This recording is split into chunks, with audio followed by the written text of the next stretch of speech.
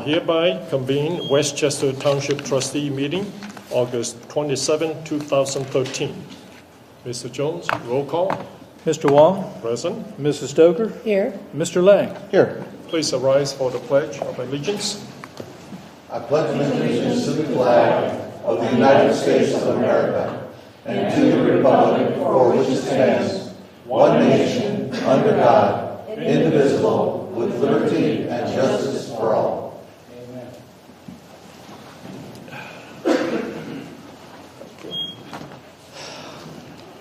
First block is a citizen's comment. This is for Westchester residents and business.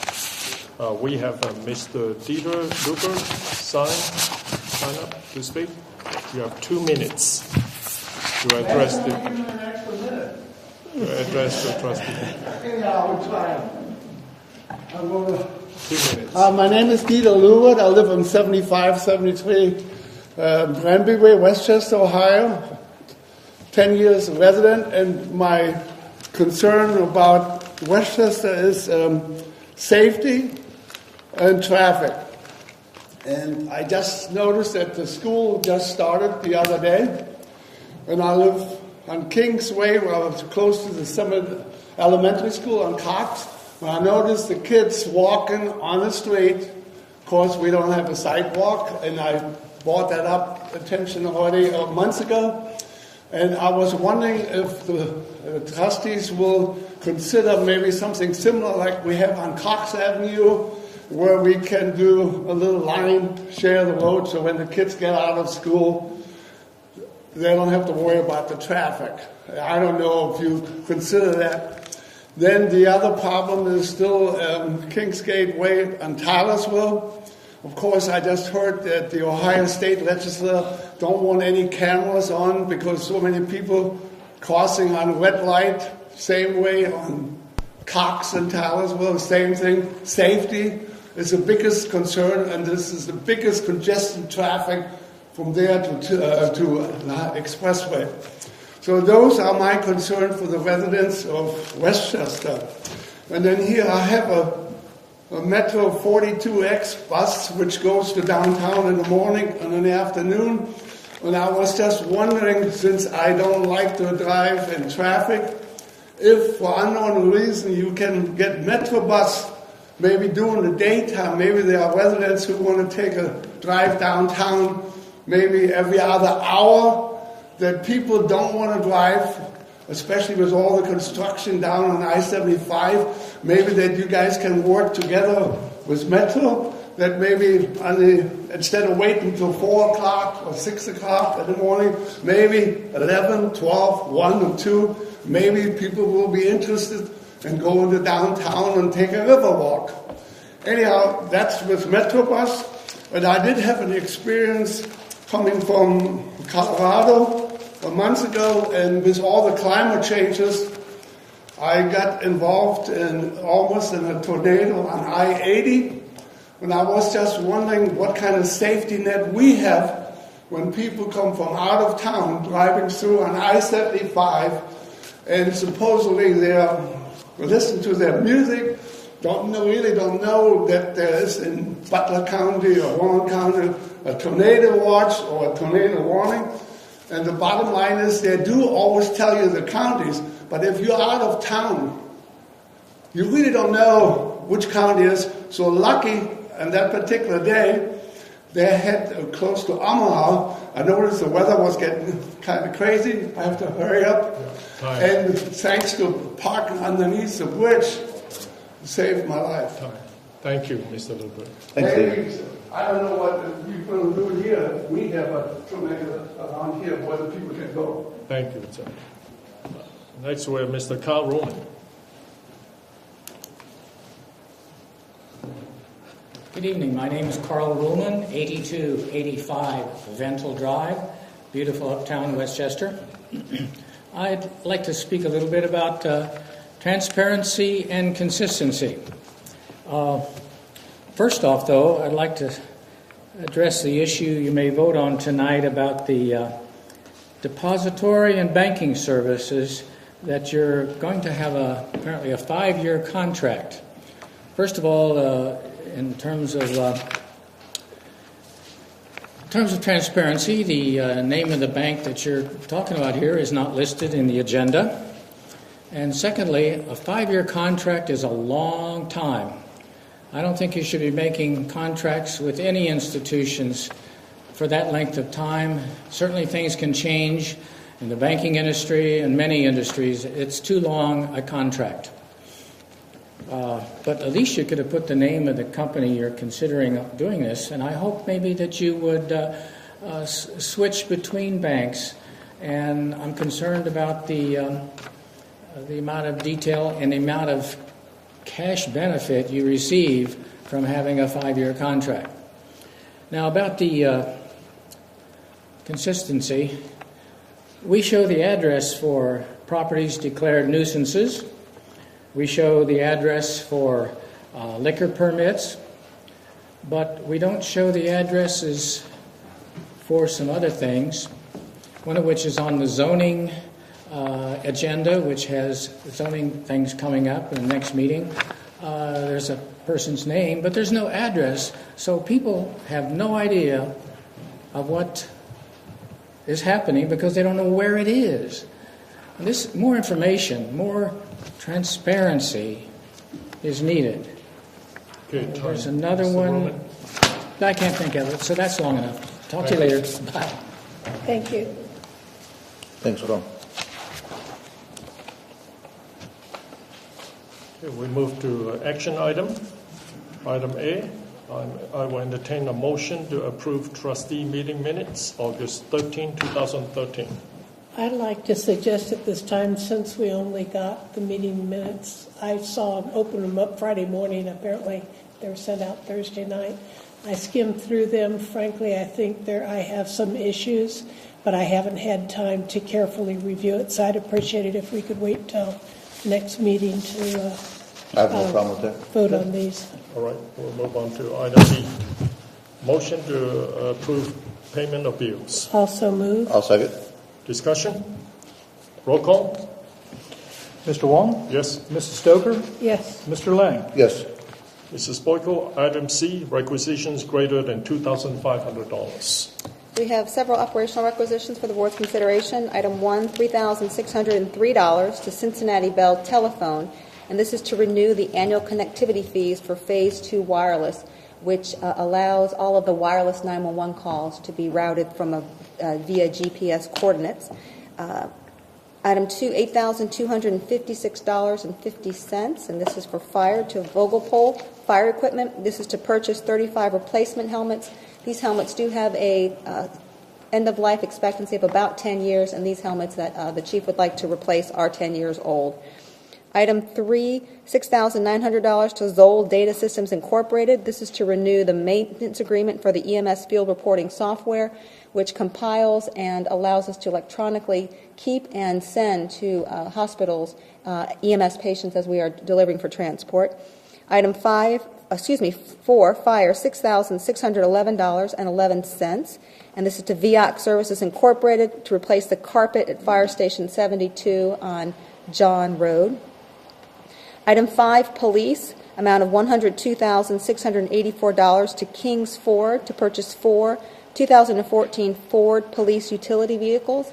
This was a budgeted item and has been a budgeted item for the past several years. We have not replaced or purchased replacements for police vehicles since 2011.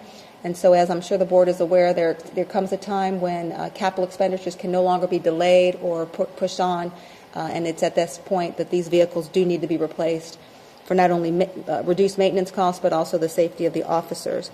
Item 6, police, $63,983.64 to Camp Safety Equipment Company. This is to equip, should the board approve item 5, this is to equip those 4 police vehicles for police utility and specifications. And item 7, services, $29,443 to Kings Ford. This is to purchase a 2014 Ford F-350 pickup truck with snow removal equipment. This will allow services to kind of cycle out a 1993 truck that has been used since, obviously, that time period. Okay, I will entertain a motion for item 1 through 7. I'll make a motion we approve items 1 through 7. I'll so move. I'll second. I'm sorry. Discussion? Roll call? Mr. Wong? Yes. Mrs. Stoker? Yes. Mr. Lang? Yes. Mrs. Boyko, item 8. Item 8, this is a business item. Motion to approve a 5-year contract, January 1st, 2014 to December 31st, 2018, for depository and banking services, and to authorize the administrator to execute this agreement. As the board is aware, in the spring of this year, at your April 23rd, 2013 meeting, the board did approve advertising for this RFP. Since that time, Mr. Keim, our Finance and Information Technology Director, has engaged in a very lengthy and very detailed process in evaluating 7 banks who did respond to this RFP. He did measure and evaluate the financial strength, governmental experience, relationship, online capabilities, cost, and interest, and the uniqueness of each institution's community involvement. When considering all of these evaluations, Mr. Keim does recommend that First Financial Bank be awarded this RFP. And the reason why it's not necessarily on the agenda is because we always want to afford those that responded a courtesy call to let them know that they were not being selected or not being recommended, obviously, to the Board of Trustees for your selection. And so we were not able to reach all of those in the time period, and that's why, as a courtesy, we did not want to do that. Your sample motion does include the name of the depository bank. And regarding the 5-year contract, there is a clause in the contract that allows the township to change or to request additional evaluations of other depository services anytime during that 5-year period. We think to capture the most competitive rates and the most competitive services, the 5-year agreement is what's recommended. I will entertain a motion for item 8. I'll make a motion to approve a 5-year contract from January 1st, 2014 through December 31st, 2018 with First Financial Bank for depository and banking services, and authorize the township administrator to execute said agreement. I'll second that. Discussion? I think it's worth mentioning per one of our residents' comments. One of the reasons we have a 5-year period, please correct me if I'm wrong, Mrs. Boyko, but there's a significant amount of expense, not only for the banks but for us when we change, because we have to change all our checks, all our deposit slips, all our procedures with respect to which bank we're interacting with for day-to-day business. So it makes sense for everybody involved to 5 years seems to be most convenient both for the township and for the financial institutions. Yeah, in addition to that, these services over the years have become more like a commodity than an item in general, banking services. And typically the differences you're going to find are very small if they exist at all. And the other thing I'd like to add too is this First Financial Bank has just been a great corporate citizen for Westchester. The clock tower that we all enjoy to Square, they contributed $250,000 to build that clock tower. They are part of this community, part of the fabric of the community. They're very involved, not only from a civic perspective, but from a charitable perspective as well.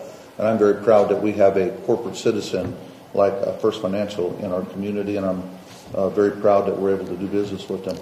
Right, and I'd like to certainly support you in those comments, but also mention that the entity that holds these corporate accounts right now, Fifth Third Bank, has also been an excellent partner with the township.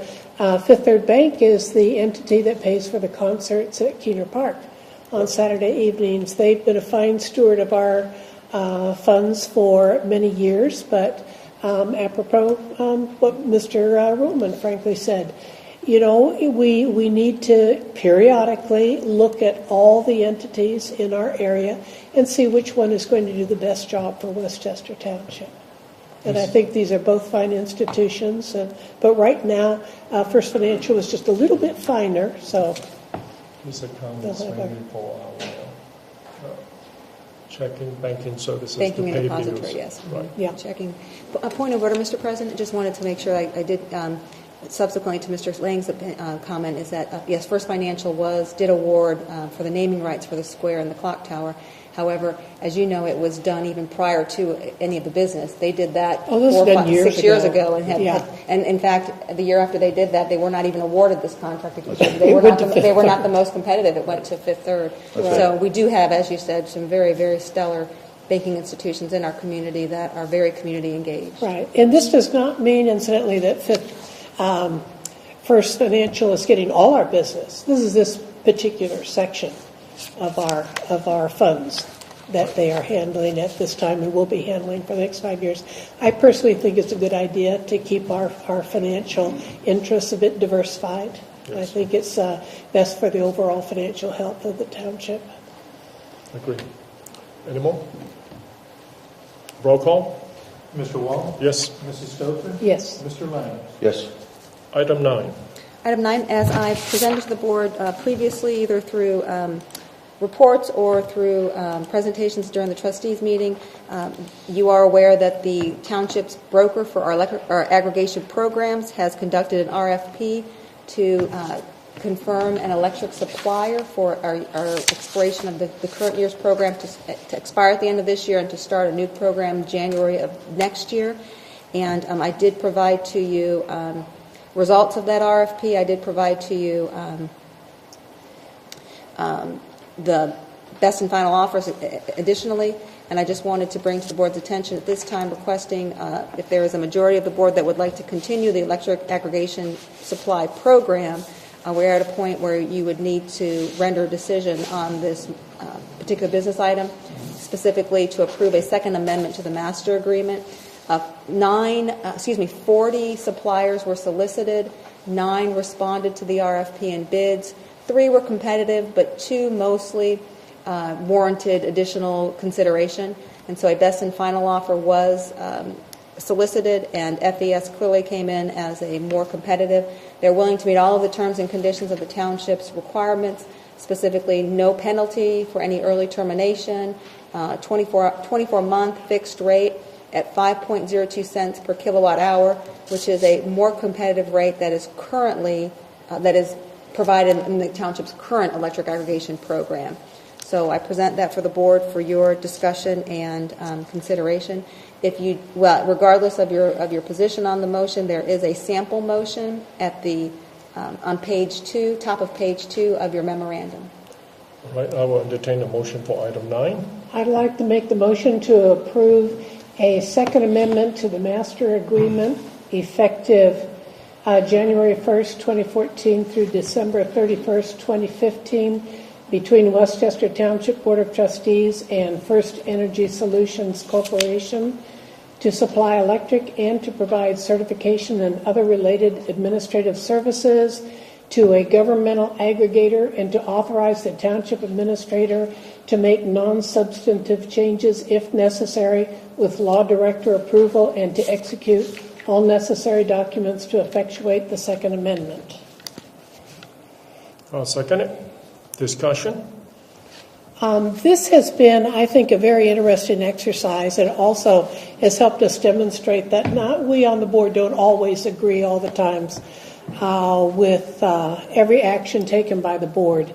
With the case of this electric agreement, however, our residential users are able to either go with the electric supplier that we as an aggregation, a number of communities working together as an aggregation, in this case First Financial, they can choose either to do that or at no cost opt out and use Duke Energy as their electric supplier or any of the other many entities that regularly, I don't know if you get robocalls like I do all the time wanting to know if I wouldn't like to switch my energy provider. When comparing the cost of electricity through First Solutions since it began providing us the service several years ago, over Duke's price that Duke gives us to compare to, our residents altogether have saved over $9 million. That is an average of over $650 per residential user staying in their pocket. But I think the most exciting thing about this is the fact that ever since we started aggregation, everybody, including Duke, has really sharpened their pencil. We are actually an open marketplace for electricity and gas in this area, and people have the ability to choose. They don't have to go with the aggregation. They don't have to go with Duke. They could go with any half a dozen different entities that I know have called me, and I'm sure have called everybody else in the township. Yes, the beauty of this is people can opt out, and there's no penalty. You don't want it, get out. That's fine, yeah. And we have been doing this last few years, and now it's time up for another renewal for 2 years, correct? 24 months agreement. So we pick First Energy Solutions. I disagree with my colleagues. I think this is a horrible use of government powers. The government should not be interfering with free markets. We should not get involved in business. Let business do that. And when we say that we have savings, I think those claims are somewhat disingenuous because they're comparing the most expensive provider to what we have. That's like comparing socks you buy at Walmart to socks you buy at Nordstrom. And both socks are functional, both socks are going to work, but you're going to save a lot of money at Walmart probably for about the same quality of sock. And if you look at savings that our citizens can get by leaving our program, they're very significant. Matter of fact, the Township was one of the people that opted out. We were able to get a cheaper rate from someone else rather than from ourselves. So there was a period of time we still may be opted out that the Township actually opted out of this. There's over 20,000 homes in Westchester, and we have had a participation rate that now is down to about 12,000. That tells you 40% of the homes have already opted out of this program. And they're doing it because there's better options on the market than what the government can provide. They're doing this to save money. Then there's always the unintended consequences. Since we went with this program, Duke has laid off over 300 employees. I don't have any documentation or any proof that that's directly tied to us taking our business to a customer headquartered in Cleveland, but it certainly is a coincidence. So I believe that the best thing for the economy is free markets and free peoples, not government interference. Anything else? No, I just think we have to agree to disagree on that. It's my belief that what we have done through our aggregation is taken away Duke's virtual monopoly and opened up our area to a free market for energy. I know you don't agree, but that's my opinion. I would and strongly... the savings I'm quoting are based on the rates that Duke gave us to compare to. So there it is. Not Duke Retail, the highest element of Duke, which nobody is using anyway. But I would vociferously disagree that Duke was a monopoly. There were so many competitors out there, and the market was already starting to fragment before we put our aggregation. I would argue the only monopolies left in place today are governments. Duke is the monopoly provider in our township. You can't say that with empirical data. And that people can opt out if they don't want it. Yeah. There's no empirical data to back up Duke is a monopoly. Choice. You can get out if you don't want it. So, roll call. Mr. Wong? Yes. Mrs. Stoker? Yes. Mr. Lang? No. Ms. Boyko, item 10. Requesting the board's consideration to advertise for a request for proposal for township-wide copier equipment services. Every 5 years, I believe it's a 5-year program, we do pool all of our copier assets in all of the departments township-wide and solicit requests for proposals to bid for that work. And our current contract with Donald McCarthy expires December 31st of this year, and we'd like to engage and initiate this process with board approval. I will entertain a motion for item 10. I'll make a motion then that we advertise requests for proposals for township-wide copier equipment services. I'll second that. Discussion? Roll call. Mr. Wong? Yes. Mrs. Stoker? Yes. Mr. Lang? Yes. Item 11. Community Development Department would like the board to declare 2 properties as public nuisances, 8885 Steeplechase Way and 7789 View Place. A sample motion, it can be found on page 2 of your memorandum. I will entertain a motion for item 11.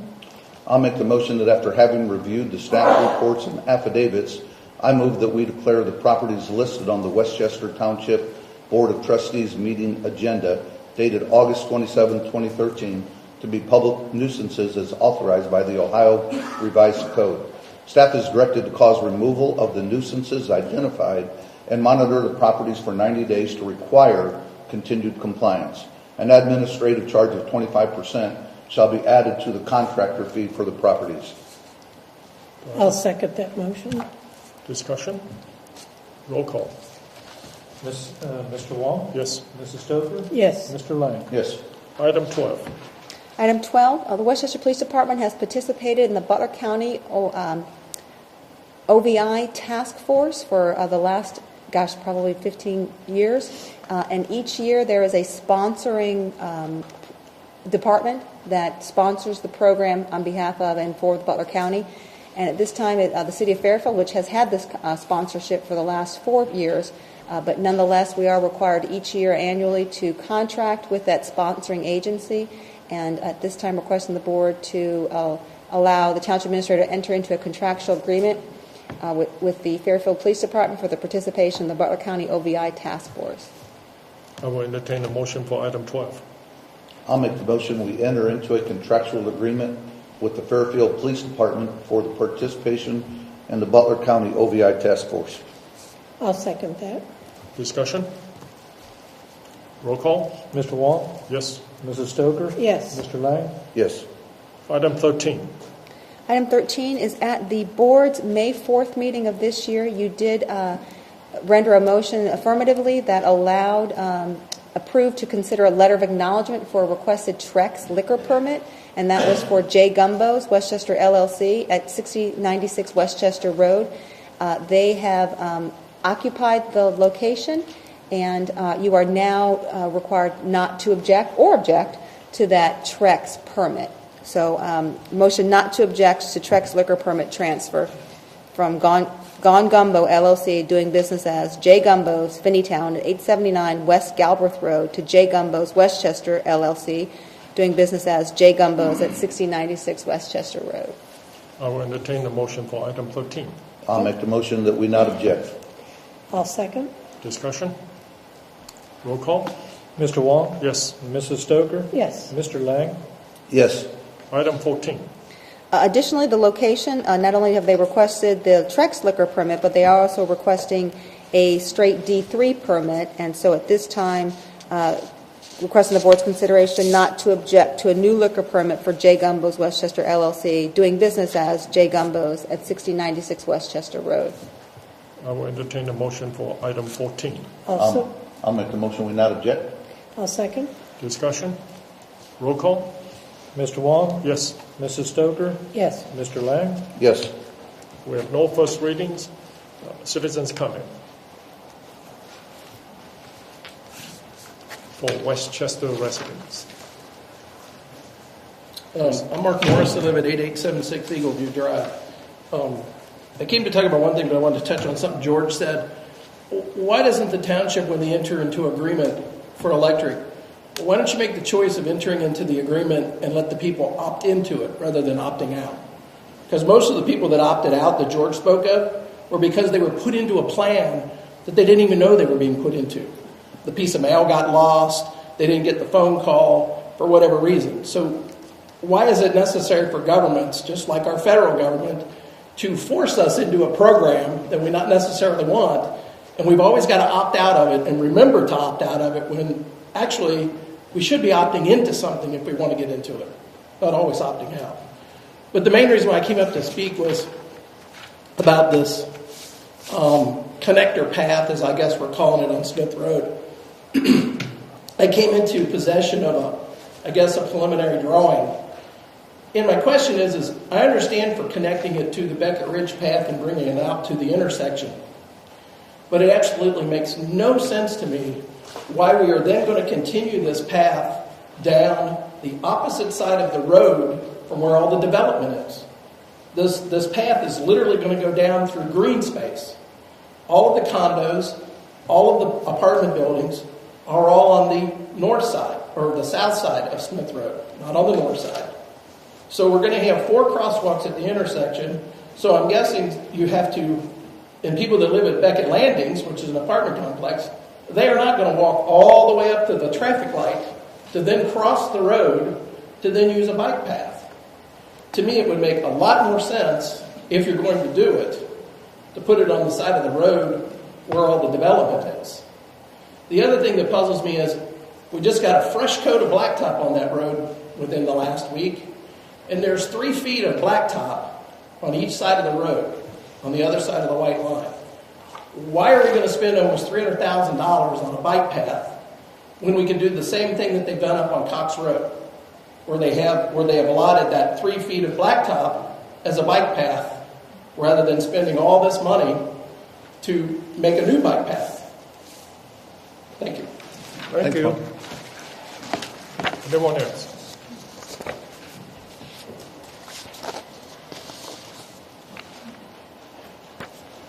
Good evening. My name is Mark Welch. I live at 5879 Owl Nest Drive. I wanted to say that I support 2 decisions that the board has made tonight. That first decision was on a 5-year contract for the bank. As a small business owner in Westchester, I know the extraordinary amount of time and expense that it takes to change your banking system. I know that I have had my disagreements with my banking institution, and I have threatened to leave them. But when everything else was said and done, I decided, well, it's just too much work. But, Catherine, you said tonight that it helps them to sharpen their pencil. And I think that's exactly why we should be, you should be looking at these contracts, and in this instance, a 5-year contract. So I don't know who you bank with now, but if it's not with First Financial, it's going to be an extraordinary amount of work to change. Secondly, I wanted to support the decision to go with First Energy Solutions. Now, there may be gaps in my knowledge, and Mr. Lang, I respectfully disagree with your position on this. As a small business owner, I had the opportunity to take advantage of this type of aggregation about 1.5 years ago. And with I own Beijing Salon and Spa, and as a little business, my energy bills were approaching $1,500 a month. And I took advantage of a aggregation and saved about 15%. So I know that these kinds of aggregation, and an aggregation, a definition of, is when multiple customers get together as a large body of customers so they can negotiate a better contract.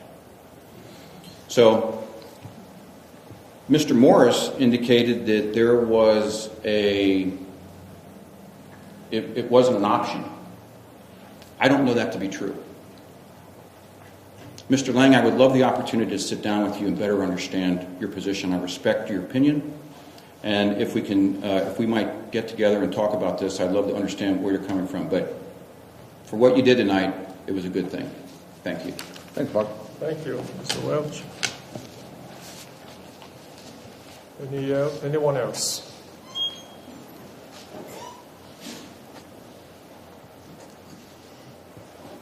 Please state your name and address.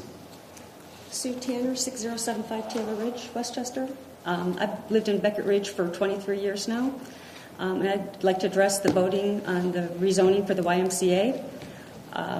I don't believe there's been any real notice to inform residents, and I found out by accident that this vote was going to go on, so please forgive my ignorance of the process that's happened so far to date. As far as I understand, the homeowners in Beckett Ridge can't even change the neighborhood restrictions without about a 75% quorum. So we can't even make changes to things like satellites, fences, sheds, swing sets without having 75% of the homeowners vote on that. And we've been unable to do that to this point in time. There's been an attempt to do that, and it hasn't gone through yet.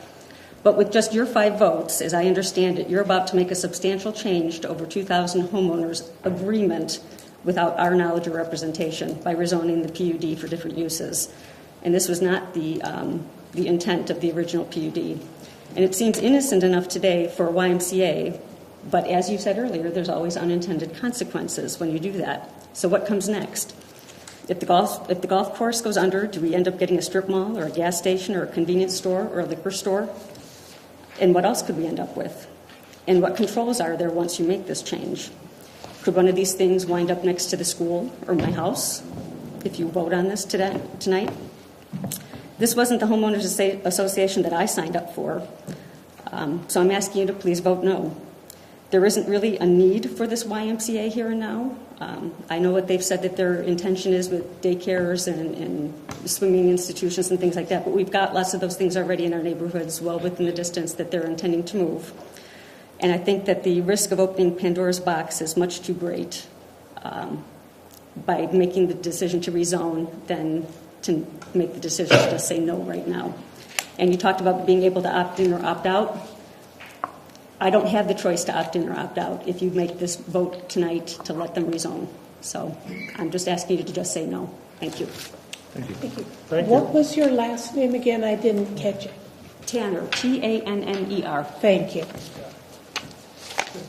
Is there anyone else?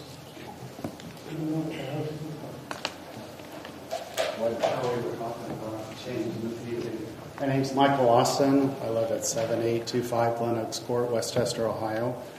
I stated at the last meeting how much I oppose changing the PUD in the neighborhood that I've lived in for 32 years. I think it will be devastating to the neighborhood of Beckett Ridge. And owning a business in Beckett Ridge, what Mrs. Tanner said is correct. The majority of citizens in Beckett Ridge have no idea what's happening to their neighborhood. I want to stress a vote no on this, and I think it would be best if the trustees would, if they're thinking about positively putting a YMCA in there, they need to spend some time to talk to the citizens of Beckett Ridge. We feel that this has been thrusted on us, and it's kind of being shoved under the carpet to get something pushed through and changed for the good of the YMCA. Again, I'll tell you, I'm very, very opposed to it, and I think it would be a good part for the trustees to at least put this on hold for a while, talk to the citizens up in Beckett Ridge, and find out what we would like to have in our community. Thank you. Thanks, Mike. Thank you.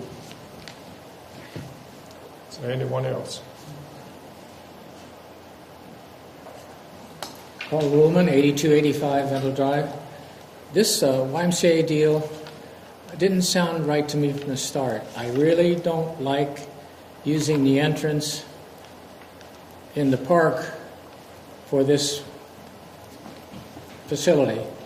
It just doesn't seem right because you don't know what the parking situation is going to be for special events or other situations. There's more behind it that I can't fathom, but I know it's there. Thank you. Thanks, Carl.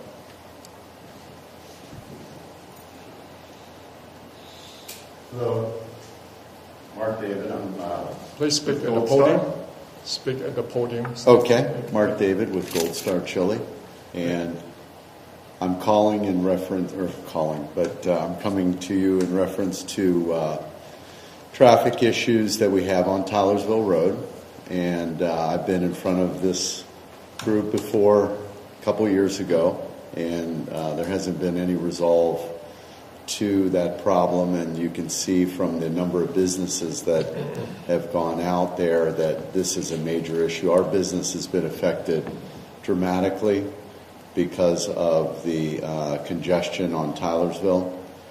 And I think at this point in time, there seems to be a solution which might be within reach, which is Frickers, the new sports bar, is got an option to purchase the Waffle House, the old Waffle House that went out of business, and make that a lane that will extend to all the businesses behind that area there, from Kingsgate Way all the way over to where the Firestone Fricker's building is.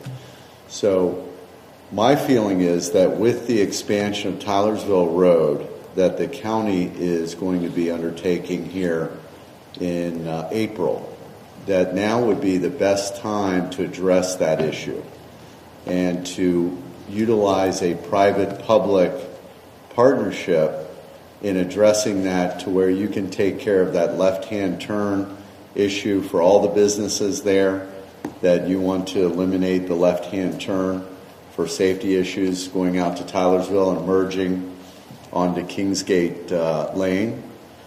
And I urge you to really take a look, because those businesses that are existing there are really struggling. And I can tell you, Fricker's, their employees come over to our place and talk all the time about the business issues that they have.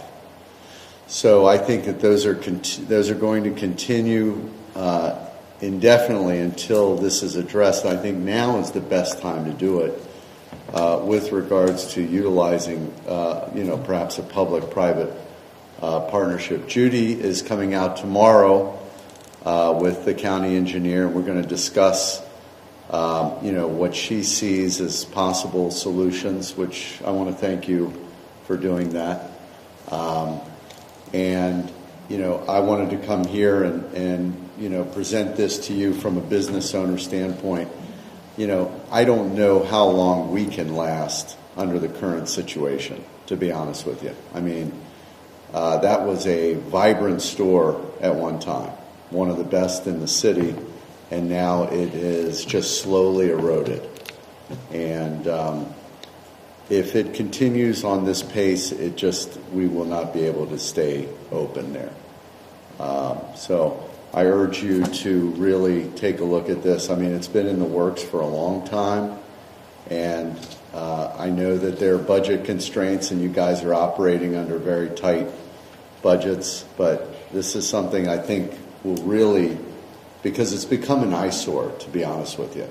Property values will probably go up, more businesses will locate back there, and I think everyone will benefit from that. So, thank you. Thank you. Thank you. Okay. Is there anyone else?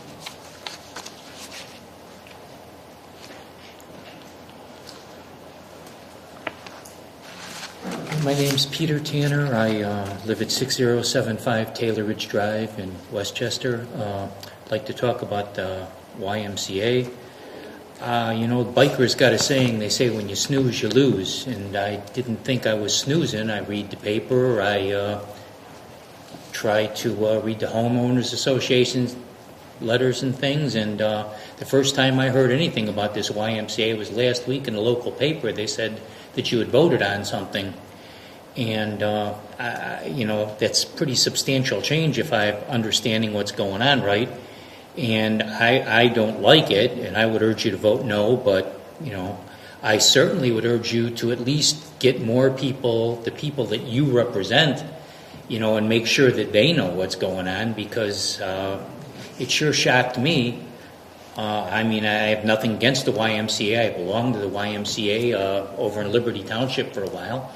And, I hear they're going to provide daycare and things like that. Well, they already have latchkey things in the Lakota school system, unless that's changed, because my kids have gotten a little older, so I'm not positive about it.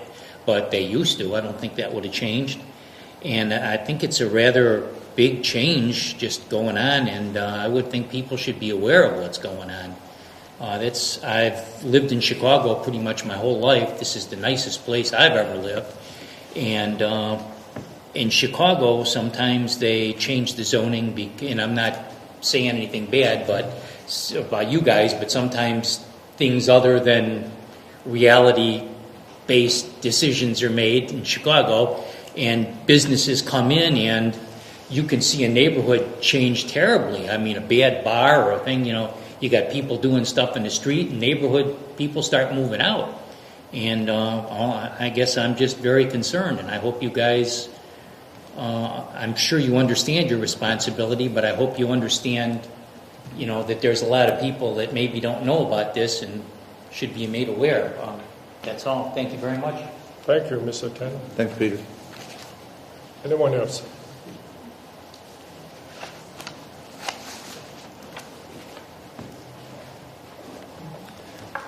Claire Austin, 7825 Glen Oaks Court, Westchester. Last time I got the more emotional end of it at the last meeting. This time I'm going to try and stay on more the practical end of why I urge you to, if not vote no, delay a vote or get more information about what's going on with the YMCA and the rezoning.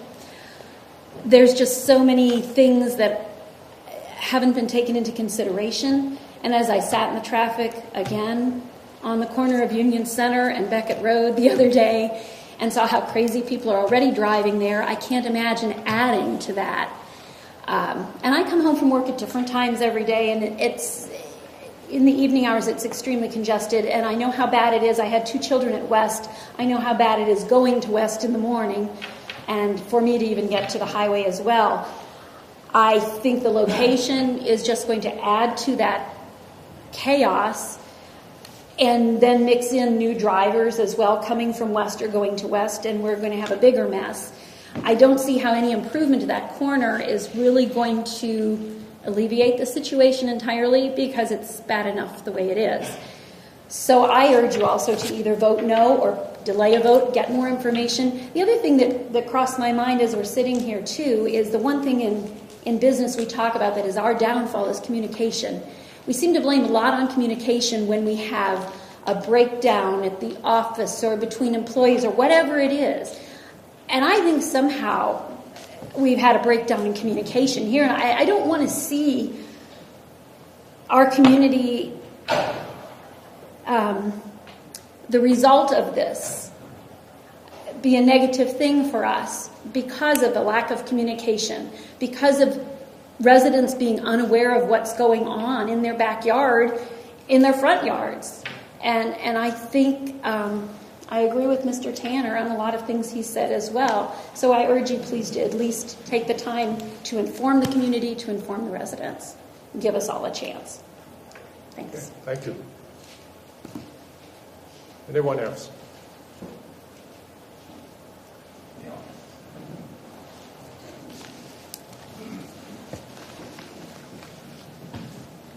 I don't want to be repetitious, but as I said at the last meeting, Address. my feeling Can you is... give your name and address, please? Oh, yes. We know you, but just for the record, Okay. Mr. Meehan. Okay. Dan Meehan, 9412 Patty Circle.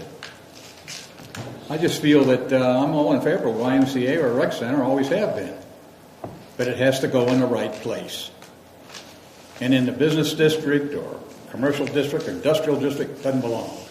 It belongs surrounded by residents so they can use it. And we need to start working on our system for walking and riding bicycles to get to it.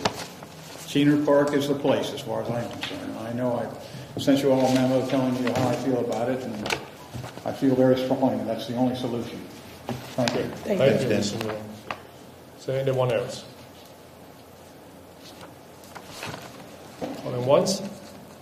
Calling twice? It's gone 3 times. Okay, let's move on to discussion items. Second readings and vote on pending resolutions. Item 15. This is the topic of your approving a major change to the Beckett Ridge PUD for case number MC02-13, Lakota Family YMCA. At the last board's meeting, you did conduct a public hearing on this matter, and at this time, and you did have a first reading. At this time, it's a second reading and vote on the disposition of this particular zone major change case. I will entertain a motion for item 15. I'd like to make a motion that we approve resolution number 14, 2013, approving a major change to the Beckett Ridge PUD for case MC02-13, Lakota Family YMCA. I'll second it. Discussion? Yeah, I would like to disclose that 2 weeks ago at the meeting, due to unexpected death of a spouse of a long-term business associate, on top of being a dearly beloved friend, I was not able to attend the meeting. and due to my schedule, I've had extensive travel in the last 2 weeks. I have not had time to review the last meeting, so I have to abstain from voting on this. I do not have a conflict with the Y, either personally or financially, but since I did not participate in any of the previous discussions or have time to watch the proceedings, I have to abstain. Okay. I would like to say that it's very gratifying to see so many people who care about their community come forward to give their opinion about this particular request for a change.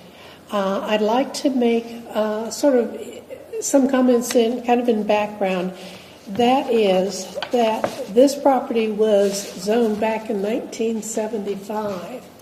The property we are discussing tonight is a piece of private property. I think it's currently owned by a bank, isn't it, rather than the church that originally owned it. It is being considered for purchase by a private business which wants to conduct their business on that piece of property. The question we have before us is, does this business agree with our land use for this area? That's what the basis of all considerations for zoning requests are. I think Mr. and Mrs. Tanner brought up an issue of the fact that they can't change a shed or anything else with the homeowners association without a vote of the homeowners association. I think it's important to realize that what we're discussing has nothing to do with the rules and restrictions of the homeowners association that they have on the Beckett Ridge Department. This is strictly a privately owned piece of property, and does it or does it not request a change in its zoning that agrees with our land use plan. Now, there are a lot of people have spoken up and talked about whether or not we have too many pools or not enough pools, or whether or not we have enough recreation or not enough recreation. That's not under consideration here. It is strictly, does the requested change agree with the land use plan? So if we could get basically what is, if Mr. Bierman or Mrs. Boyko could tell us what is a land use plan for here. As I understand it, it's recreational. Correct. Brian, is Brian here if you'd like to come up?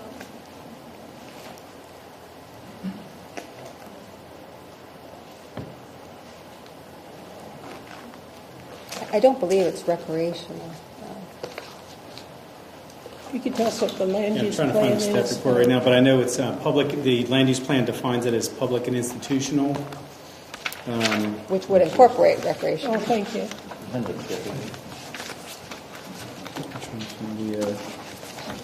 Bear with me for 1 second. The definition of public and institution by the land use plan is public or semi-public uses such as parks, government, buildings, churches, schools, and utility services. In your opinion, does the requested use being presented agree with the land use plan?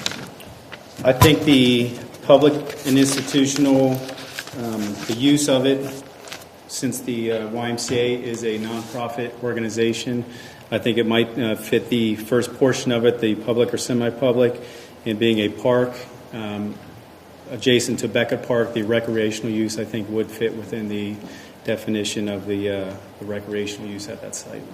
I think the original reason it was designated as public and institutional is because at one point in time it was owned by a church, and all the churches in the township were assigned that public and institutional definition or designation as part of the land use plan.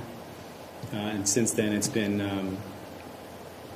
as you mentioned, owned by a bank, taken over and owned by a bank. Now, there have been a couple of concerns about whether or not people were notified of a change coming up.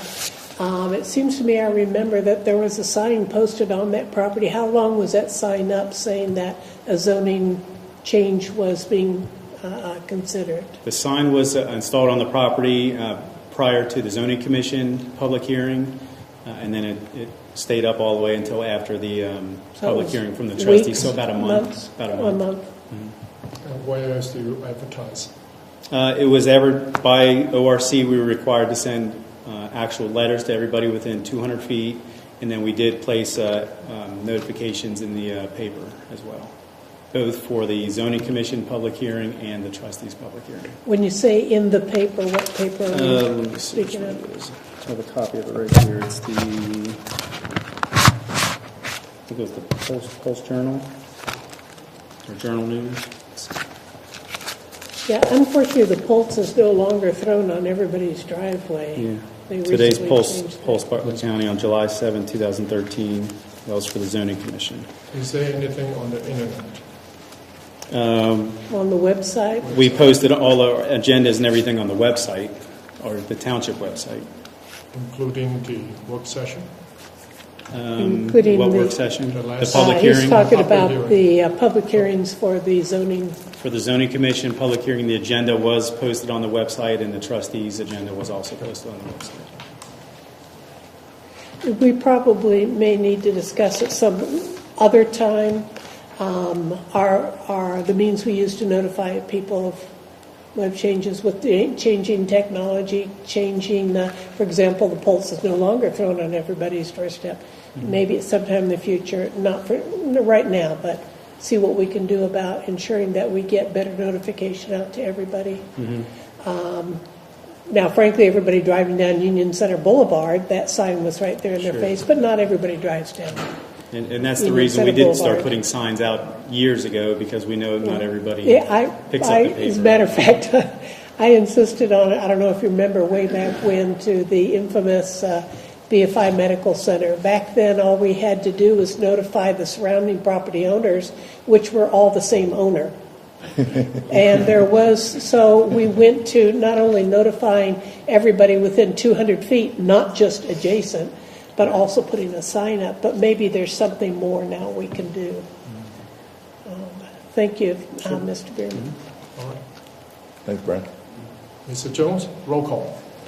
Mr. Wong? Yes. Mrs. Stoker? Yes. Mr. Lang? Abstain. Ms. Boyko, discussion item and trustee comments. I have two items for the board's review. One of them is just kind of checking in. Traditionally, during this time of year, I do check in with the Board of Trustees and alert you that previous boards, and actually this current Board of Trustees, has established a kind of a policy on candidate issue election signs during the campaign season. And that policy guideline, policy may be too strong of a word, but the board has directed in the past that any candidate issue or election sign be disallowed on township property, except, of course, for the date of the election, should it be a township property, be a polling place. The Township Hall, Westchester Administration Building, Township Hall, and the Branch Midpoint Westchester Library are obviously Westchester-owned properties and are polling places. So number one, I just wanted to ensure is that the board's position still to disallow election signs on all township property during the season, except for the date of the election, which would be November 5th, and only at, obviously polling places. I still support that policy with one exception. We usually allow candidates and issues to put their signs up the evening before the election, so they're actually up the day before. I believe it was 5 p.m. Yeah, so as long as that, I support how we've always done it. I think that's the only fair thing to do, really. Yes. We're all in agreement, I think. Okay.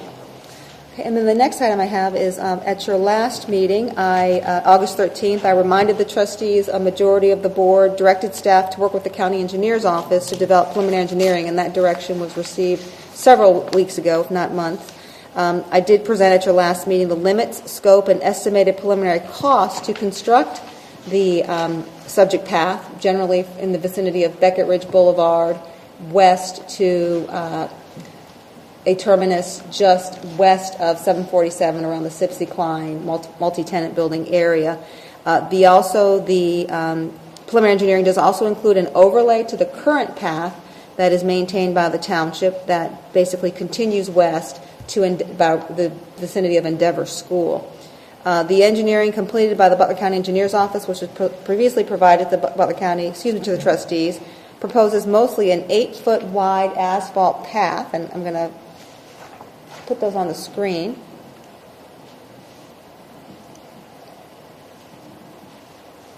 On the screen.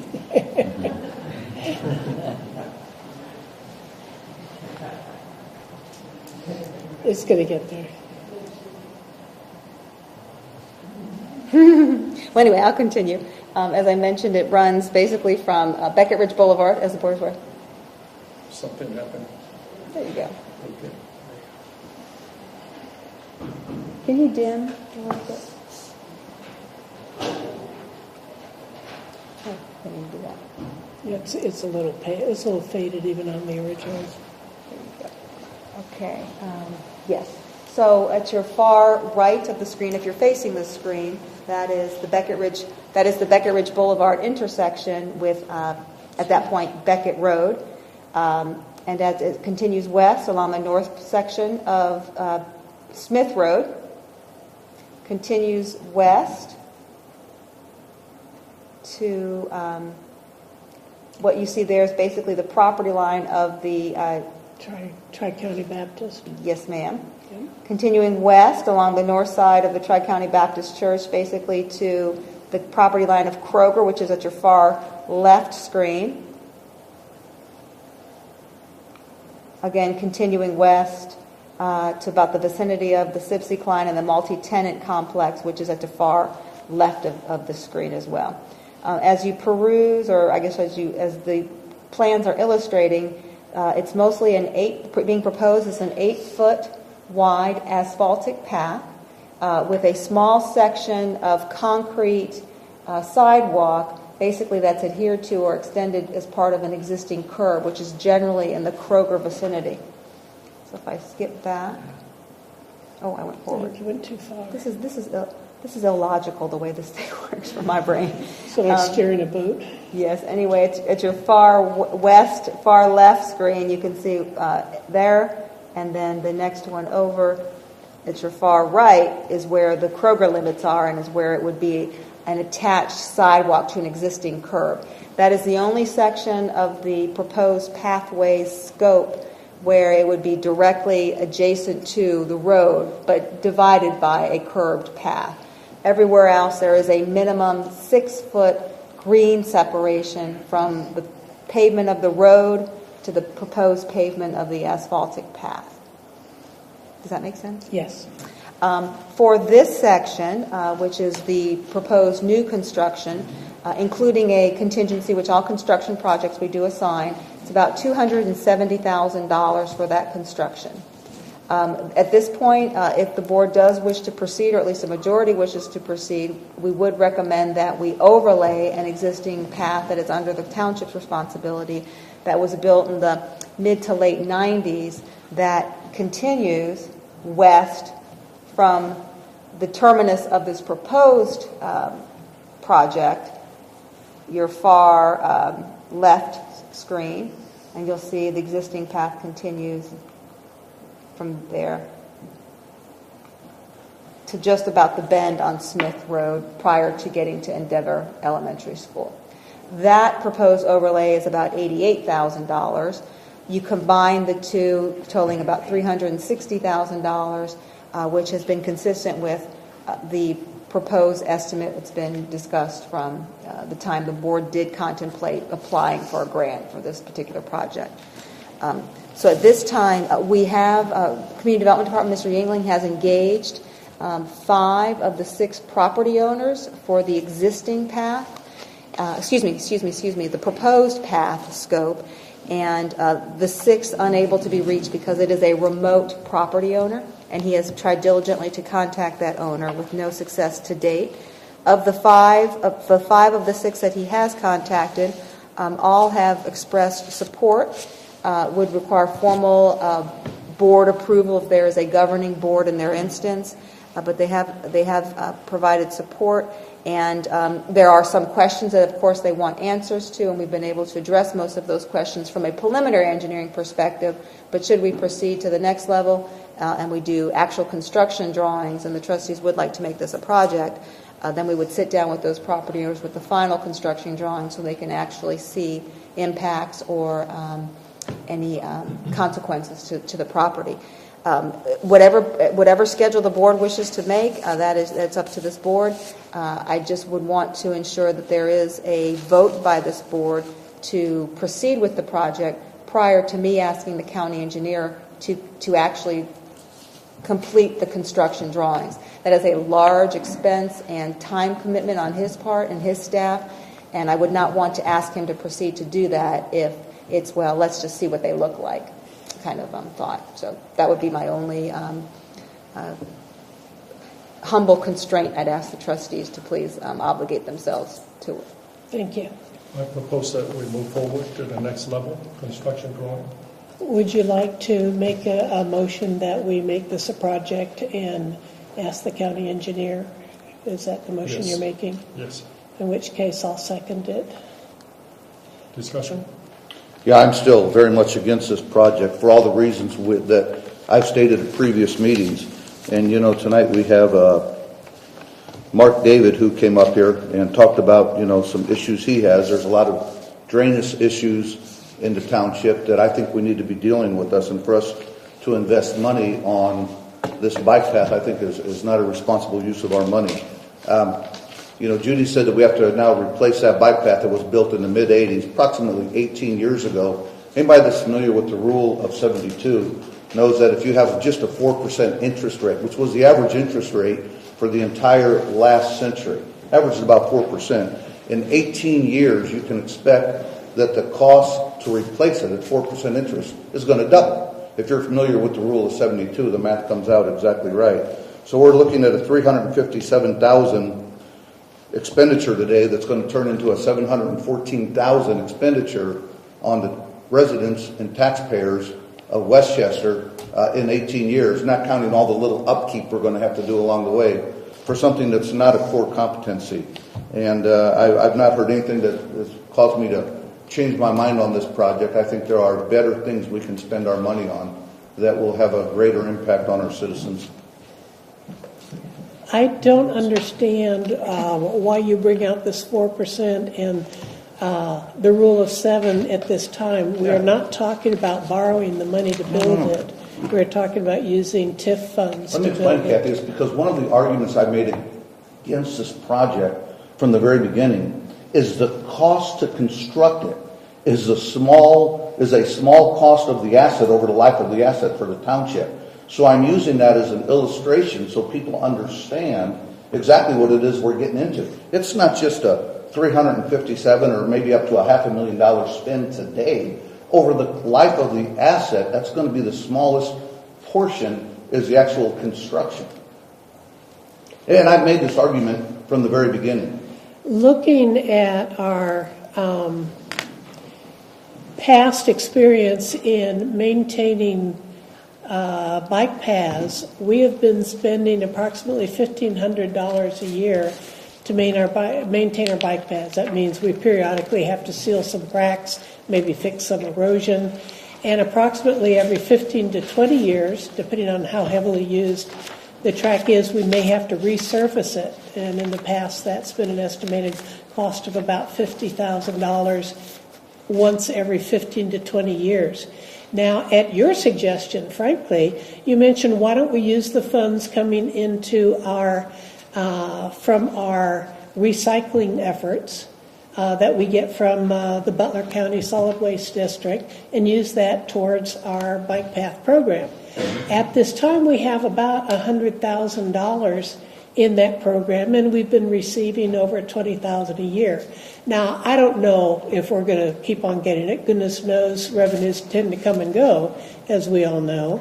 But it seems to me if we need to spend $1,500 a year to maintain what we have, and let's say it even doubled to $3,000 a year, and spending $50,000 maybe every 15 years, it seems to me with our current revenue stream from the solid waste district plus the funds we have available, we're looking at being able to maintain those paths, including the new ones, probably for another 50 years. And I think that's a good investment, especially when you consider this relatively short section of bike path joins up miles of other bike paths. It joins up the bike path system in the Westchester Villages on the other side of 747, to the bike paths in Beckett Ridge, to the bike paths in Beckett Park, to the sidewalks that go all the way over to the library and the town square and those funds there. I think it's a great investment to allow our citizens to get around. I see them every day walking along walking around the central business district on the sidewalks there, walking along the sidewalks on the way to the bike path to Beckett Park. I think this would be an excellent way to provide a safe place for families to, say, Westchester Villages. A little family there, including small children on little bikes, could safely ride on a bike path which is separated from the highway all the way over to Beckett Park. How great for a family to be able to do that in these days when everybody's trying so hard to save. Imagine picking lunch and biking over to Beckett Park. You get a little exercise, and you have some fun family time with relatively minimum cost. Plus, it provides a way for people who simply want to get from one place to another and don't want to be forever forced and trapped into always using their cars. We've given people the choice then to use something else. We aren't forcing them to only use automobiles. Well, I'd like to address a few of those points. First of all, nobody's forcing only using automobiles today. There's other modes of transportation that are available to them if they want to make it. I think, as Mr. Morris pointed out earlier, the curbs on that road are plenty safe for people to walk and ride their bikes. I see people jogging, walking, and riding their bikes today on a regular basis. And the reason I brought up the cost, and I will strongly disagree with some of the numbers you threw out. The number I recall from Judy is it's about $1,500 per 10 miles per year, and I don't even know that that's accurate.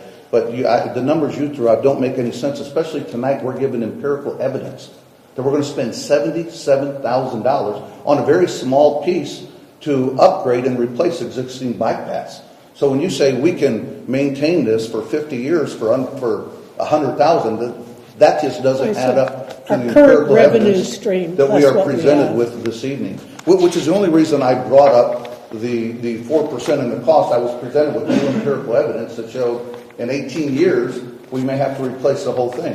The other thing I'd like to point out is in my community where we have our own bike path, 3.2 mile plus some inner trails that we maintain ourselves. We have to re-asphalt that thing about every 8 to 10 years. It's not an 18 to 20 year lifespan that we're getting out of our bike path. And the cost is considerable. But just like you brought up about how the bike path and the sidewalks in the central business district are so great, it's being paid for by the private sector, by developers, by people that choose to have that amenity, or businesses that want that amenity to make their business more attractive to people. It's not a burden to our taxpayers. I can count to two.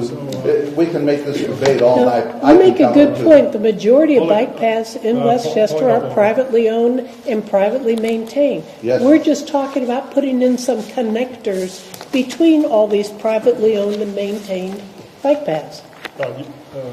You live in Wetherington. I do. You live in Beckett Ridge. Right. You have a nice bike path in there. Yeah. You guys built it. That's wonderful.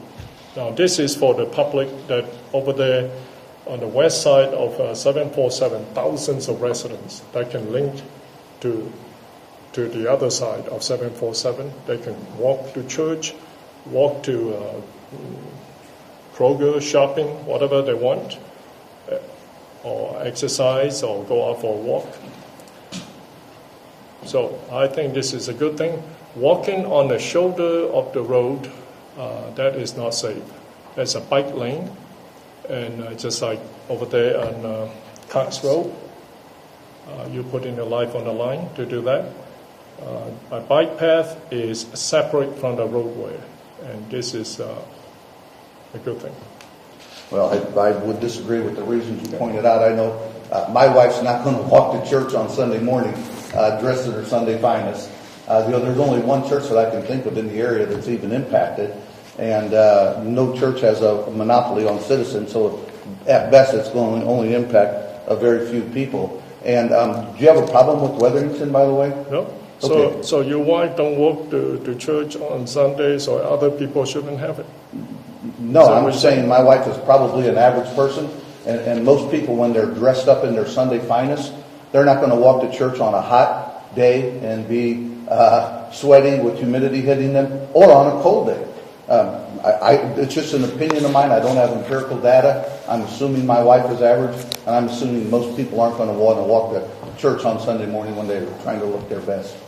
Well, of course, my experience with biking is terribly personal, and my sister and I used to bike all over our county where we were raised. Yeah, me too. With no bike paths, no sidewalks.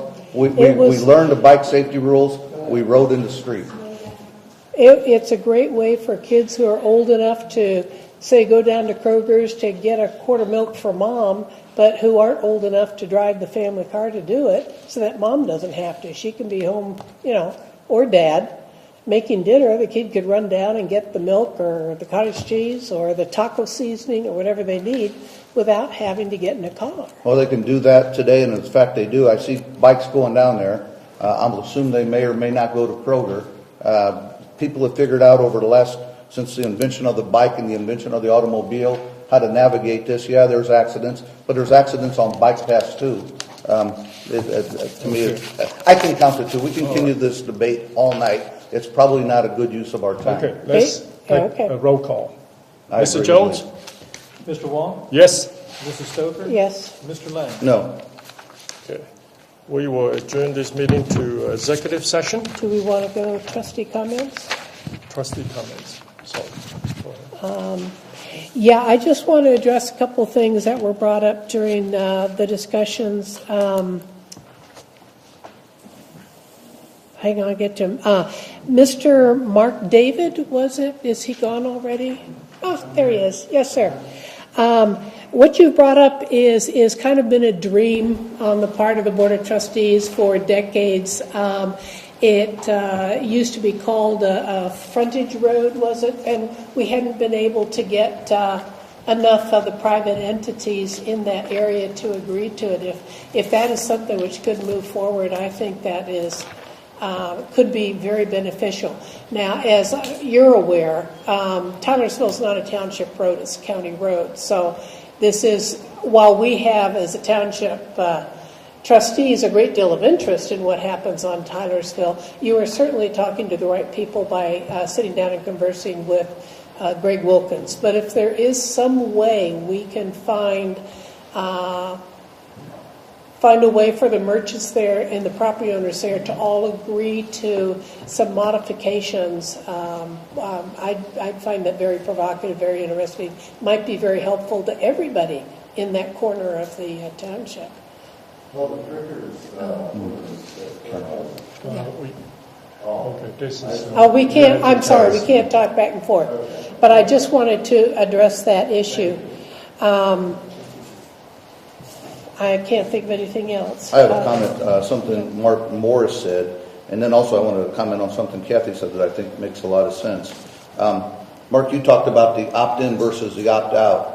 When we put the aggregation in place at the time, and I believe it was Jose, Kathy, and I don't think you were part of it, Lee, we had the option to go opt-in, opt-out. That was our option, and we all voted for the opt-out method. I regret that. We voted to put it on the ballot. We voted to put it on the ballot. Voters decided. And the voters approved it. I think I bought a bill of goods from the broker at the time who obviously makes significantly more money with the opt-out versus the opt-in method that we used. And I am responsible for that decision, and it's one of many decisions I later have gone on to regret. But the voters ultimately made that decision. Oh, and then, we talked about our notification process for when we have a zoning issue. And 200 feet seems to make sense if you have someone whose deck is too big, but maybe an industrial area or an area of higher intensity. I think Kathy made a lot of sense when she said maybe we should look at how we change the notification process. Maybe for something like that it should be significantly larger than just the 200 feet that is our standard. I think there's a lot of wisdom in what you said. Who knows? I'm sure we can come up with something. The world's changing all the time. Technology's changing all the time. We might be able to come up with something better. I'm surprised that the Homeowners Association apparently did not receive a statement. That would have been, I think, very helpful if they had. So they could have had a chance to discuss it, say in more depth in their own meetings. Okay.